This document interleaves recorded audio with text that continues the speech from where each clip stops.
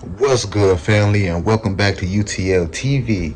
And today, what you're about to witness is an ex-FBI informant by the name of Darthard Perry, who worked for the Black Desk Division, what I like to call the Black Desk Division, in the FBI. The Black Desk Division was put together to keep tabs, infiltrate, and investigate any and every black organization or revolutionary in order to keep the minds of the people docile, confused, and preoccupied by spreading false information, creating hostile situations, and even committing murders and framing certain high-level targets the government deemed a threat. And if you know the history of the FBI, they've been doing this since Marcus Garvey and the Back to Africa movement. When who was that? J. Edgar Hoover successfully infiltrated Marcus Garvey and the Back to Africa movement and basically dismantled it and was gifted a high level, high ranking position in the FBI. But anyway, and within a year, the Black Desk Division had been established and already had young black men in the streets infiltrating certain organizations, domestic and international. They couldn't afford any more black messiahs rising up and helping raise the collective consciousness. And that even continues today with your celebrities and public figures, such as Young Thug, Drake, Durk, Moneybagg Yo, Lil Uzi, etc. And these just a few, bro. And with these artists and public figures, they have influence, which gives them power to create trends and narratives for the masses to follow. How do they gain this influence? Through entertainment, entering the subconscious and containing the mental by placing certain things into your subconscious without you even realizing this.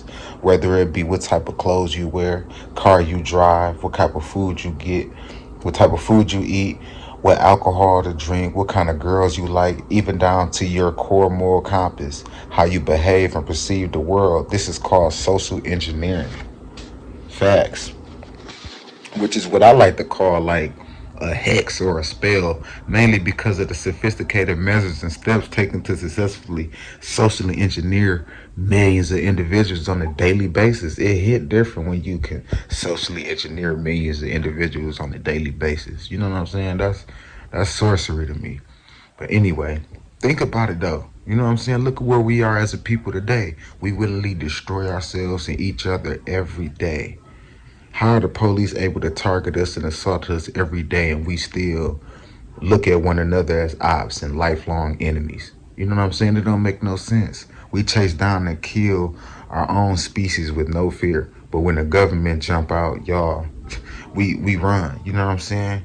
You don't see no other species that kill their own at the rate that Nubians kill. Not lions, not tigers, not bears, not even white people kill each other like we do. You know what I'm saying? Imagine a group of lions fighting and killing each other. Then when the hyena jump out the bushes, they all take off running in fear. You would be shocked and confused, right? Like, why don't they fight? You know what I'm saying?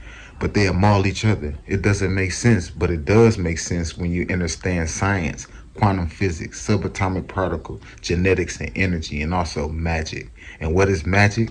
Basically quantum physics and the control and manipulation of energy in nature, dealing with the electromagnetic aura field, because the root word in magic is mag for magnetic, because you as an ethereal or a spiritual being, whatever you want to call it, is able to pull and attract energy, whether good or bad, depending on the mind state and vibration that you're on. And I know you thinking like, what does that have to do with Lil Durk and Moneybagg Yo?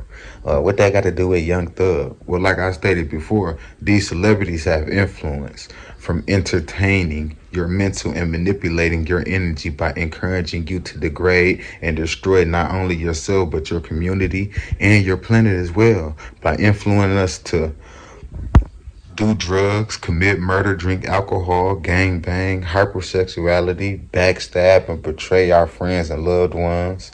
You get what I'm saying? And the list goes on.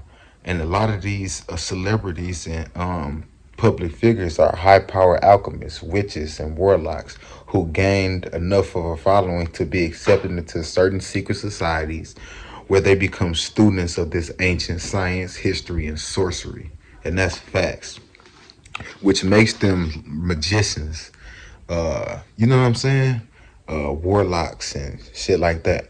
After reaching a certain degrees within these societies, why else would they continue to spread falsehood and destruction and get paid millions to do so? It's because we are in a war of vibration and frequency. Because these evil sellouts know that if our vibration and frequency is affected, it is easier to penetrate our aura field, making us vulnerable to psychic attacks, social engineering, and spiritual possession, which makes us more susceptible to killing our own kind, partying, robbing, fighting, getting drunk, high every weekend. It desensitizes us so much so that we see nothing wrong in how we are living, even though we are destroying ourselves inside and out. You get what I'm saying? Like, and that's facts, bro. We destroying ourselves inside and out. And inside this Ages of Chaos Part 2, which will probably be uploaded real soon, I'll be breaking down the signs and the symbols and initiations of Freemasonry and how artists like Lil Durk, Young Thug, and even Jay-Z and Meek Mills are connected to it. You get what I'm saying? And I'll show you how they expose themselves every time they in front of the camera. They let you know. You know what I'm saying? In their music, they let you know this. You know what I'm saying? They don't hide the fact that they're warlocks and that they sold out. You know what I'm saying? They don't hide this. So make sure y'all hit that like. Make sure y'all hit that subscribe. You know what I'm saying? And be aware, stay woke, and stay vigilant, man. You know what I'm saying? It's a wicked world out here. You know what I'm saying? And like I say, always stay vigilant, man. You know what I'm saying? I'd rather for you to be in jail than be, you know what I'm saying, laid out on the street somewhere. You know what I'm saying? Due to not taking this serious. You know what I'm saying? Because a lot of us live in that bubble. A lot of us live in our own world. You know what I'm saying? And we thinking this world is all peaches and cream, and you know, we live in our own little bubble, and we need to realize what we are up against and the wicked things and the evil beings and the elites, the you know what I'm saying, the stuff that's going on within our communities and within this world. You know what I'm saying? Like, we are under attack. We are at war. And as soon as we realize this, as a collective, we'll be able to stand up, fight back, and start creating solutions to these problems. You get what I'm saying? Y'all stay blessed. Stay solid, and like I say, stay vigilant, stay aware. Hit that like, hit that subscribe button, man. Lock in, UTL TV. I'm out. Tell you when the last time I got popped that. Bro hit me up with a beat, we gon' rock that. Had to put myself in a booth and I locked that. Nigga, this a compact, big 40. Why the fuck your bitch keep texting me, she horny? Conversations with some very articulate brothers about culture, African culture, and Afro-American culture. Tell me about some of the cultural organizations that you infiltrated and what you did. PASLA, Mafunde, Watts Writers Workshop, which they had. The Watts Writers Workshop? Yes. Watts Writers Workshop, which was one of the oldest established black writers workshop. That place was burned down. Yeah. The Bureau had it burnt down. How do you know that? I know because I participated. I did the arson. You burned down the Watts Writers Workshop? Yes. Why did they want it to go? At the time, funding had been cut to the workshop, had been cut out, but it looked like there was a possibility of a grant being given back to the workshop. And if there was no theater, there would be no grant. How did you do it? 2 cans of kerosene, Purex bottle, gasoline, and a flare, highway flare. Why didn't you use more sophisticated stuff? Oh, no. No. You're never overly sophisticated. It's too obvious. This way you make it look like, maybe somebody in the neighborhood that got kicked out of theater at one time got mad and came and burned the damn theater up, that kind of thing. But you were involved in this theater? I mean, did it get to you at all what you were? Hey, man, that got to me a great deal. I love that theater. I built the stage. You built the stage. Oh yeah. When I got to the workshop, the stage that had been, the original stage that had been built needed an extension on it. The original part of the stage was in terrible condition. They had no lighting system. I put the lighting system in myself. I put the stage in myself. And that was a stage, man. And that was a theater. It's a nice theater. Who was the director of that workshop? Harry Dolan. Harry Dolan.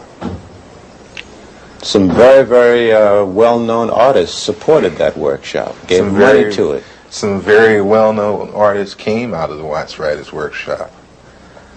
You know, Glenn Tubman, Yaphet Kotto. Sidney Poitier used to come down there and give a class. Sammy Davis Jr. used to come down there all the time. Quincy Jones used to come there and give music classes. We had our own 8-track studio setup for sound. We had our own sound room there. Was part of your other activities and responsibilities to study the profiles of celebrities who were supportive of organizations? Definitely, and especially, like I said, psychological backgrounds, weaknesses and strengths. Did he have a weakness for blondes? Did he have a weakness for money? Did he snort cocaine? Did he smoke marijuana? They even get into, and that was one thing the Bureau loves, is their sexual background.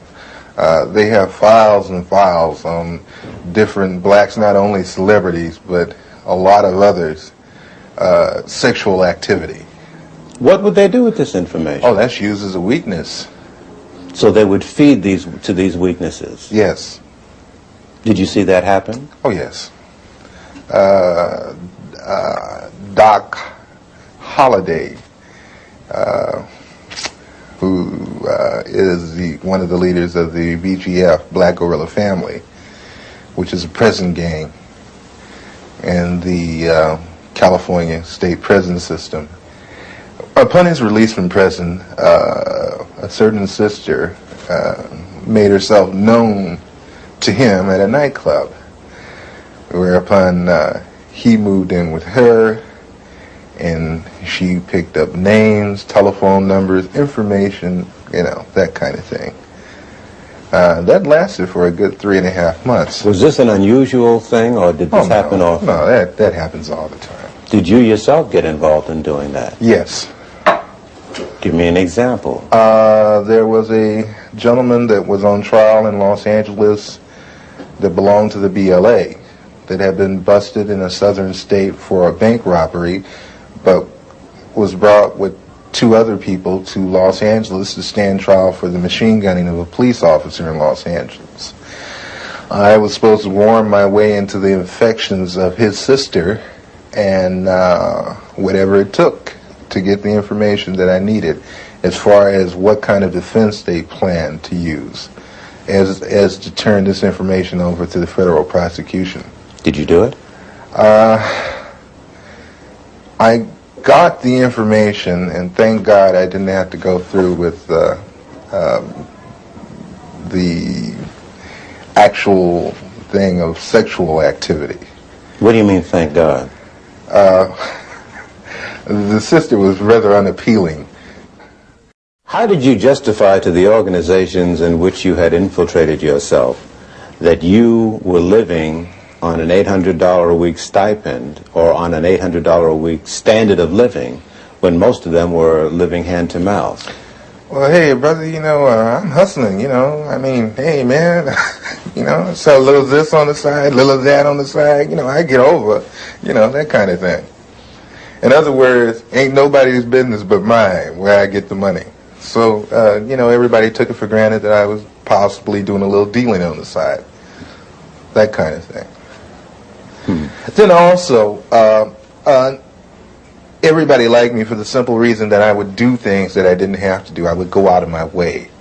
You know, like Mafunde would have a pageant and they needed someone to do the sound setup for him, and I'd say, of course, I'll do it for you. You know, that kind of thing. I was very well liked at one time in the community. Would you say to American citizens that this situation of surveillance and infiltration continues to this day? Oh, yes. On the dimension that you experienced? Probably much larger by now. Larger? Oh, yeah. Let me put it to you like this. Each year, everything gradually escalated up more and more. So I figured when I left, it didn't stop escalating. As they say, one monkey does not stop anybody's show. You mentioned Sammy Davis Jr., who at one time, it was reported, gave money to the Black Panther Party, I believe. Were you ever assigned to look into that? Yes, I was told to try to get as close to Mr. Davis or to anyone in his office as I could. I used to go up and have real chit-chat, chummy conversations with his personal secretary, Ann, at the 9000 building on Sunset. And I used to bring a Porter-Pack video camera, and I used to go around and I would videotape the whole office. You mean celebrities would be coming into his office and you'd film them freely? Oh, yeah. Didn't they question that? I'm from the Ross Writers Workshop. Yeah, right on, brother, you know, that kind of thing. No questions asked. Same thing with the NAACP Image Awards. You know, they were very interested in people like Sammy Davis Jr. There was another black in Los Angeles that they were very interested in because, not Los Angeles, but in Sacramento, Nathaniel Colley, who's attorney for the NAACP. And I know Nat. And they wanted information on him, just for the simple reason that he's an attorney for the NAACP, which makes no sense to me, but must make a lot of sense to them because they use the information. You've been called upon to testify in Washington. Before who? Before the Senate Committee. I was called first to testify before the Church Committee. And I did go to Washington, D.C. I did testify to those people. And I want to say right now that the committee was full of smack. They got loads and loads of information and didn't even use it, didn't release it. I had tapes that I offered to them in evidence against the Federal Bureau of Investigation with conversations of me and my supervising officers where he's telling me to obtain certain articles for him by stealing. Don't get fingerprints on it. We can really use that. Did you take the weapons over to such and such? The Churches Committee told me that they couldn't use the tapes because the tapes were gotten by illegal means. What would you say about the composition of the committee panel that questioned you? I can say that's for the birds too, because the same people that I was talking about were the same people on the panel with the Churches Committee. What do you mean? When I came in the room to be interviewed by the so-called people from the Churches Committee, the representatives from the Federal Bureau of Investigations were also in the room. FBI agents were a member of the Church Committee panel. They were there with the investigators for the Churches Committee asking questions just like the Churches Committee. And see, this is another thing that I find fault with, and this is another reason why I am not going to Washington, D.C., is that, again, I have been asked to come again for the second time. I'm not going again. For the simple reason that when I went up there with the idea that there were agencies investigating the Federal Bureau of Investigation, not the Federal Bureau of Investigation investigating itself. You're on the lam, almost. Do you have a sense that you're going to be arrested and go to prison? Oh yeah, eventually. Eventually, when things come to a head, it has to. Has to be that way. No other way around it. What would you say to citizens who sit and listen to what you've said and have a sense of frustration and helplessness? There are some agents, the old line agents, that disagree with the tactics that were used during the so-called Cointel period. But one thing I don't want us to jump off of is that people always talk about, they're talking about Cointel now so heavily. I'm not talking about Cointel. I'm talking about a thing called BD, which was better known as Black Desk. The Black Desk was set up for a simple thing of infiltrating black organizations and black groups, whatever.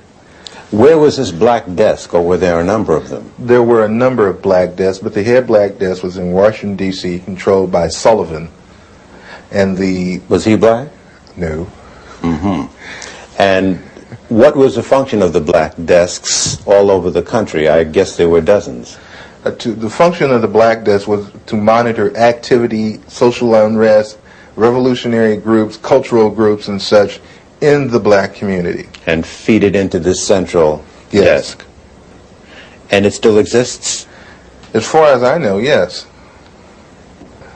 We've seen a number of investigations into the assassination of Martin Luther King. We've seen an extended police trial of the assassination of Malcolm X. What you seem to say substantiates what many black people say out on the street, that government agents or agencies knew that these assassinations were brewing and either participated in them or allowed them to take place. It would behoove black people, it would behoove all people, really, to question so-called the cut and dry one lone assassin theory. The Bureau and other intelligence agencies are very good at conspiracies.